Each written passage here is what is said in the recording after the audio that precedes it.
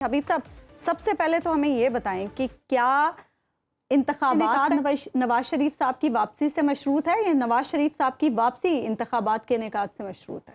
نواز شریف صاحب کی واپسی سے انتخابات مشروط ہیں۔ یہ جو ہمارے دستور میں لکھ رکھا ہے کہ فلاں وقت الیکشن ہوں گے، فلاں وقت نہیں ہوں گے، یہ ساری بے معنی باتیں ہیں۔ اس کی وجہ یہ ہے کہ ہم نے دیکھا ہے، اپنی آنکھوں سے دیکھا ہے کہ 2 صوبوں کی اسمبلیاں ٹوٹیں، بر وقت الیکشن نہیں ہوئے، پوری کی پوری حکومت اور سو کالڈ یہ آدھی سے کچھ زیادہ پارلیمنٹ الیکشن کے اور الیکشن کی ضروری شق کے راستے میں سد سکندری بن کے کھڑی ہو گئی۔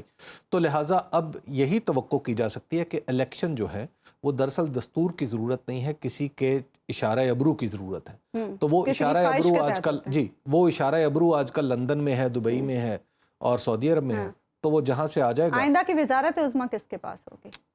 میری معلومات یہ ہیں کہ وزارت عظمیٰ جو ہے وہ نواز شریف صاحب کے پاس جائے گی۔ اچھا، نواز شریف صاحب تھوڑے عرصے کے لیے، کیونکہ یہ بھی باتیں چل رہی ہیں۔ دیکھیے، وہ جب جاتی ہے پھر تھوڑے عرصے کے لیے نہیں جاتی۔ اچھا، نواز شریف صاحب جو ہیں وہ ان کا خیال یہ ہے کہ سسٹم نے ان کے دامن پہ جو داغ لگایا ہے، سسٹم خود ان کو دھوئے گا۔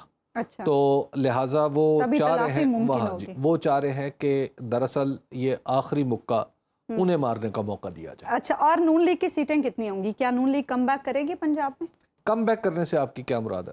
یعنی ایسی نشستیں جیسی 2/3 ہوتی ہیں وہ؟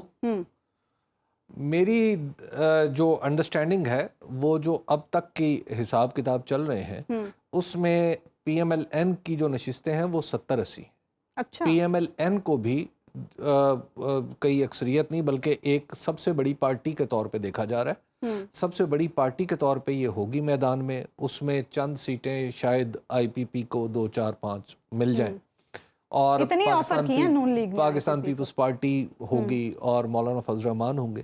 تو یہ تقریباً ملا جلا یہی ارینجمنٹ ہوگا 19-20 کے فرق کے ساتھ، جس میں آئی پی پی نامی ایک نیا فیکٹر، ایک نیا کیٹلسٹ جو ہے آپ اس میں ڈالنے، اس مرکب میں ڈال دیا جائے گا، اور لہٰذا پھر حکومت آگے چل پڑے گی۔ ویسے وزارت عظمیٰ کے لیے تو جہانگیر ترین صاحب بھی اپنے آپ کو کینڈیڈیٹ سمجھتے ہیں۔ نہیں، وہ تو پاکستان کے اندر بے شمار لوگ ہیں وزارت عظمیٰ کے کینڈیڈیٹ۔ اچھا، نگران وزارت، ابھی تو یہ تو آپ مستقل وزارت عظمیٰ کی الیکشن کے ذریعے بات کر رہی ہیں، نگران وزارت عظمیٰ کے بے شمار کینڈیڈیٹ۔ اگر آپ غیر جانبدار اور بے لاگ تجزیوں اور تبصروں میں دلچسپی رکھتے ہیں تو ابھی سنو نیوز کا یوٹیوب چینل سبسکرائب کریں اور بیل آئیکن پر کلک کریں۔